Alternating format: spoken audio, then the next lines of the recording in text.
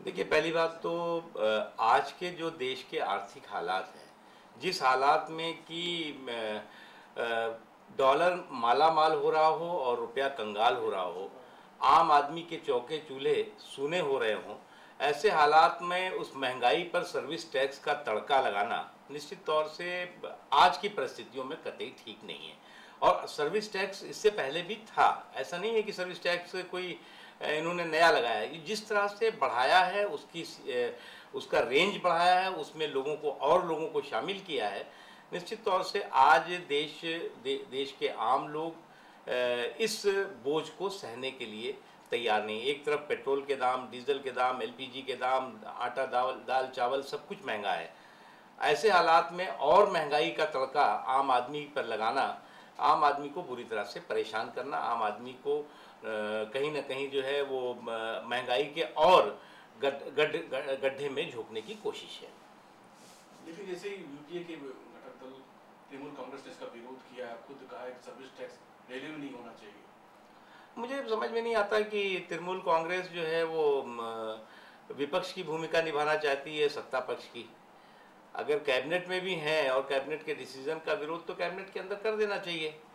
अगर कोई सरकार निर्णय ले रही है और उसका विरोध सरकार के किसी हिस्से की तरफ से हो रहा है, तो सरकार को इस बात को सोचना चाहिए कि उस सरकार को, आम जनता का तो विश्वास उस सरकार का खत्म ही हो चुका है, उसके सहयोगियों का भी विश्वास खत्म हो चुका है।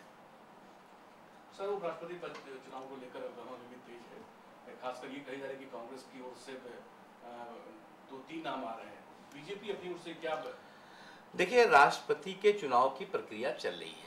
राष्ट्रपति के चुनाव की प्रक्रिया में भारतीय जनता पार्टी ने श्री संगमा को समर्थन दिया है और पार्टियां प्रणब मुखर्जी साहब को कुछ समर्थन दे रही हैं। ये प्रक्रिया अभी चल रही है और इस प्रक्रिया के खत्म होने के बाद ही उपराष्ट्रपति के चुनाव के बारे में चर्चा होगी। जहां तक राष्ट्रपति के चुनाव और उपराष्ट्रपति के चुनाव की बात है, तो राष्ट्रपति के या तो बात ही कर लो या फिर वो कर लो यार।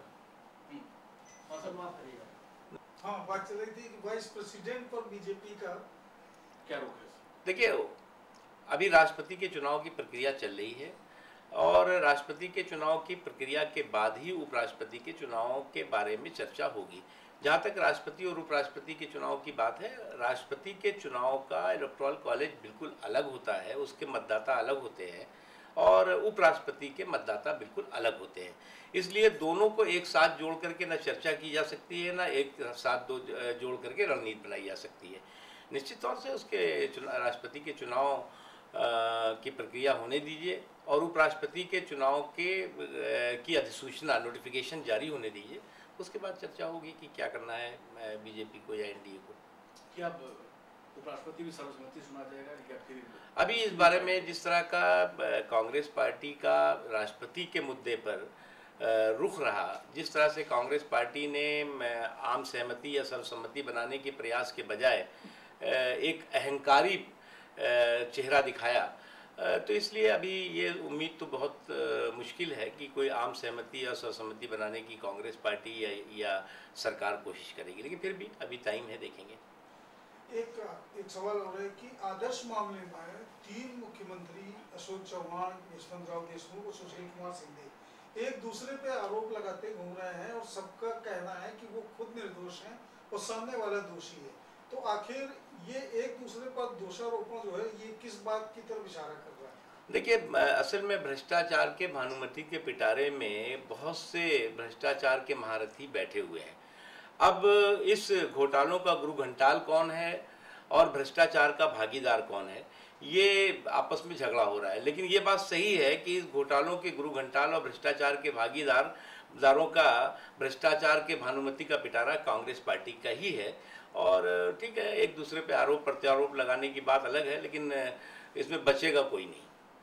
नवीन साहब, कर्नाटक का संकट गहराता जा रहा है, 9 मंत्रियों ने इस्तीफा दे दिया है, काम में दिशा दी है, कब तक जो है हल हो जाएगा? सारा समाधान हो जाएगा, कहीं कोई किसी तरह का कोई संकट नहीं है।